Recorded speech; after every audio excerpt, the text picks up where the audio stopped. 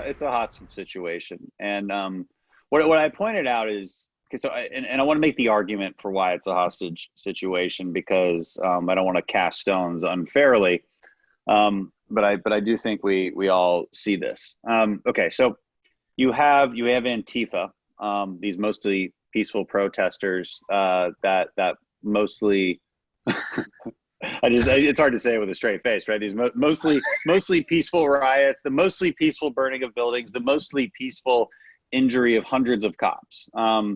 And they do what they do, and the left gaslights us. They say this is not happening. This is a myth. You have Jerry Nadler saying it's a myth. You had Eric Swalwell said he's never met anybody from Antifa. I've been in multiple briefings where Democrats, are questioning FBI and DHS, and they're like, "Come on, there's no Antifa.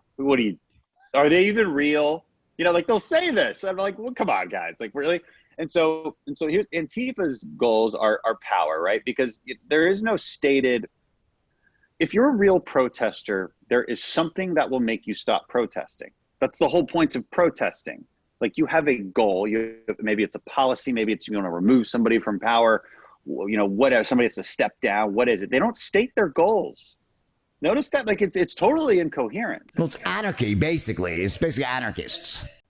And when they did have a goal, like defund the police, it's like Portland defunded their police. They took $15 million from their police force. Doesn't stop them.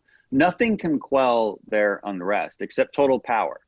Total power is their actual goal. They don't state it clearly, but it is total power. And they want their political wing, the Democrat Party, to have total power. And why do I say that? So that's the political wing, and Antifa is the militant wing of the left. But the political wing, and how do I know that's the political wing? Because they won't condemn that militant wing.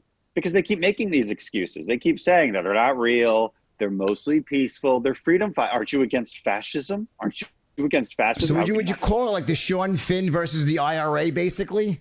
Yes.